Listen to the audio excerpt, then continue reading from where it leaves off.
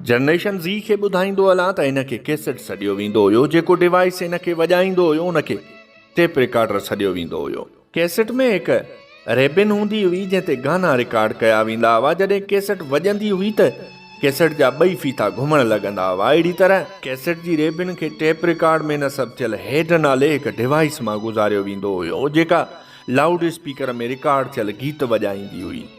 हेड खे वक़्त ब वक़्तु स्प्रीट या पंहिंजे ख़मीस जे लोप खे आलो करे खेसि रगड़े साफ़ कयो वेंदो हुयो। जीअं रेबिन खे अंग्रेज़ी में टेप चइजे थो, तंहिं करे उन कैसेट वॼाइण वारे डिवाइस खे बि टेप रिकॉर्डर सॾियो वेंदो हुयो। कैसेट जे ॿिन्ही पासनि ते गाना रिकॉर्ड कया वेंदा हुआ। हिकु पासो ए त ॿियो बी या पहिरियों ऐं ॿियो सॾियो वेंदो हुयो। हर पासे ते 8 खां 10 गाना रिकॉर्ड कया वेंदा हुआ।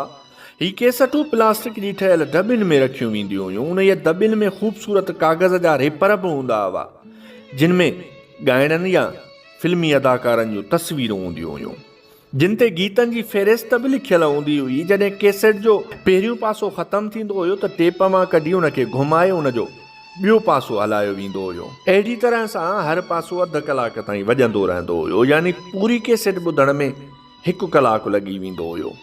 को बि दोस्त उनखे कैसेटूं न ॾींदो हुयो जिन वटि कारूं या ट्रैक्टर हूंदा हुआ, छो त कैसेट कार या ट्रैक्टर जे टेप रिकॉर्डर में ख़राब थी वेंदी हुई ऐं पोइ उहा ॿुधी न सघिबी हुई। कैसेट जे कंपनियुनि में सोनी, सोनिक, TDK, कोडेक, थर ऐं नाज़ मशहूरु हूंदियूं हुयूं।